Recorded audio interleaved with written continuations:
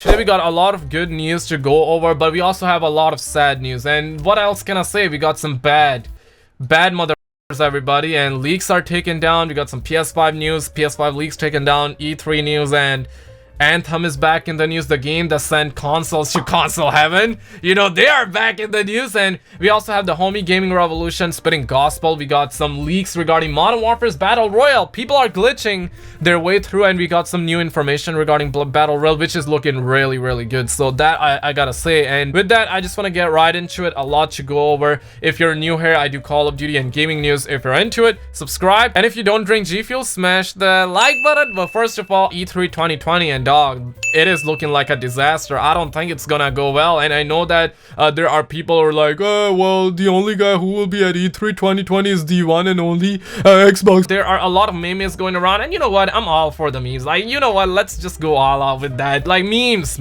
And we have photographic evidence, and this guy was caught spitting gospel and was like, oh no, where will we get false advertising now?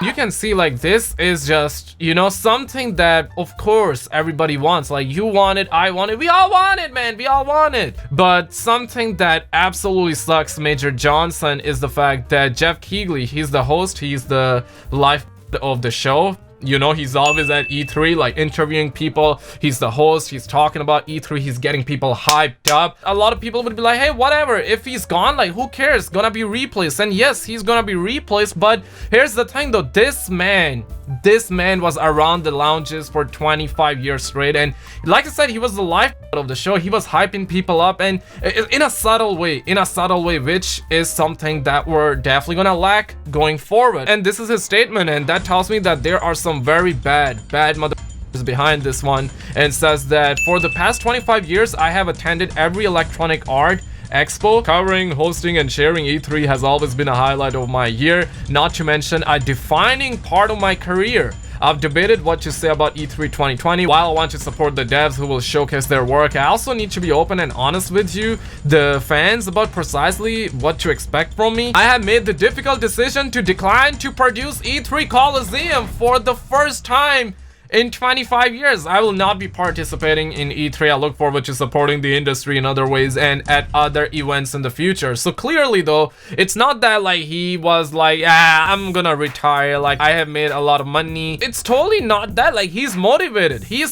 That's why he says that, you know, in the future, I'll see you in the future events. He says that here. There are definitely some bad mother behind this one, and the fact that he's not gonna be there, man, like, that's kind of like a disaster. First, Sony was like, no, we're not gonna be at E3, we're too big. I was like, hey, it's over. But then Phil Spencer fired back and he was like, no, we're gonna be at E3. So I was like, hey, I'm a Sony pony, I don't play on Xbox. But that is a very good news for not only the Xbox community, but as a fan. But the host is not gonna be attending E3, and I really think all of this is gonna chain up, dog. Like, first the Sony, and now we have this man getting Thanos snapped. And honestly, I'm not even gonna be surprised if Microsoft comes out tomorrow and they're like, yeah, well, we apologize, we're also not gonna be at E3, but we'll do our own show, though. I will not be surprised. And Jacksepticeye also says that, man, E3 is gonna blow this year. So a ton of memes, a ton of people just dropping deuces. People are getting caught with their pants down, this and that. People not feeling it. People wow.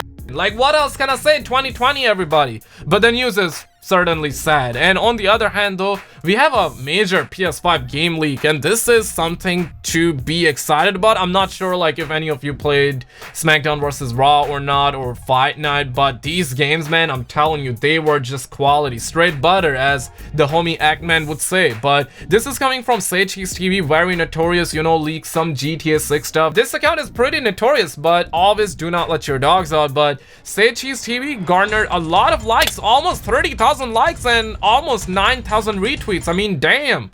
E3 is considering bringing back Fight Night for the PS5 and Xbox for the first time in 9 years, dog. 9 years. And we also have a ton of articles. And this is something that I want to read it to you, because it says that EA looking at bringing Fight Night back, but nothing is confirmed yet. And it says that one of the EA's long dormant franchises that hasn't seen the light of the day in some time is Fight Night. Its last entry released in 2011 with Fight Night Champion. Although there is no official confirmation of the series' return, boxing promoter Eddie is pushing to see Fight Night make a a comeback and has even reached out to EA about it. And Hearn was recently interviewed by The Boxing Voice, and he seemed optimistic about a new entry in the series. Publisher EA is apparently looking at bringing it back, though nothing seems to be set in stone. And during the interview, he was asked, has any game developer reached out to you about a boxing video game? And this is what he has to say, and I quote, no, but they've got to, because every time I tweet about it, it goes crazy. I actually wrote to EA Sport and said, do you realize how many questions I get about Fight Night games? Let me bring it back. I know that there are Fight Night fans. Some of you might even be a fan, and some of you might even love to see it back.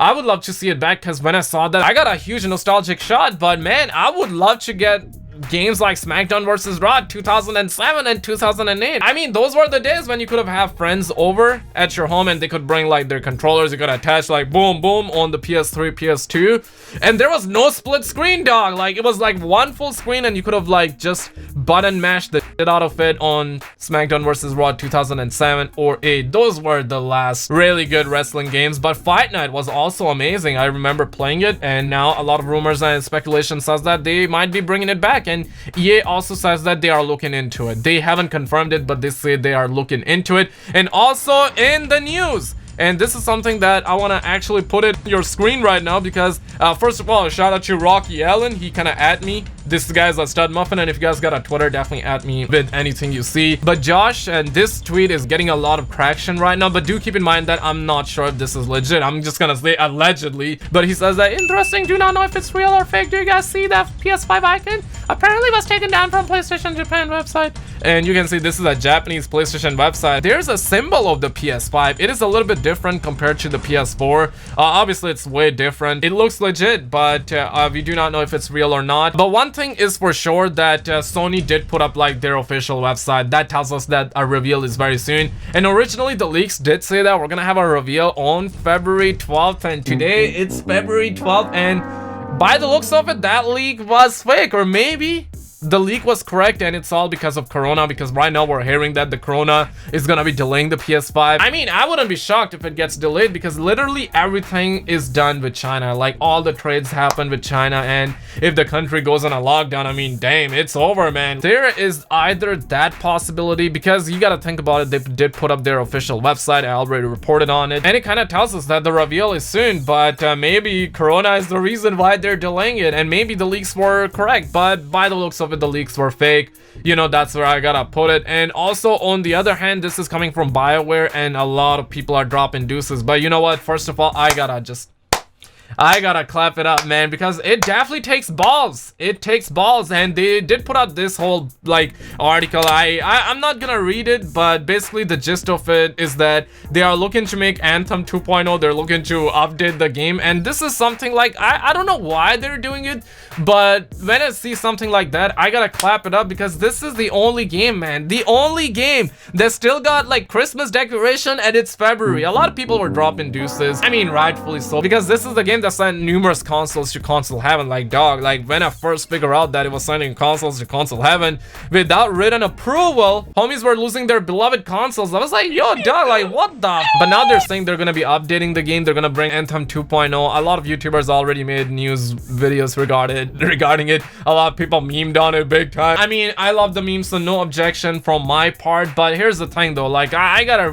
drop some respect on the fact that they are gonna be doing something about it. But at the same time though, the game has been done, like nobody talks about it, but now they're like, yeah, we're gonna revive it. Maybe this is gonna work well with the casuals, but in terms of like the hardcore fans, I think that they lost them big time, especially the ones who lost their consoles to and on the other hand though, Mr. Gaming Revolution was caught spitting gospel. And before I show you what the homie Gaming Revolution said, this is something that I actually gotta put some emphasis on, because apparently this Reddit user, gonna put a zoom in on this for you stud muffins. This Reddit user says that game glitch and showed me the Warzone menu. Is this the battle royale? And I mean, yesterday we had like the official image leak. I already covered it in my last video, but now it is appearing in the game, and it's called Warzone, and you can edit your drop kits. And now we have to go down to the experts, and God, I hope you don't drop in with the 170 of Twitter. People will drop in with the HDRs, and it will be the champion in video games history. And I absolutely agree with this guy. I really hope it's not like that, but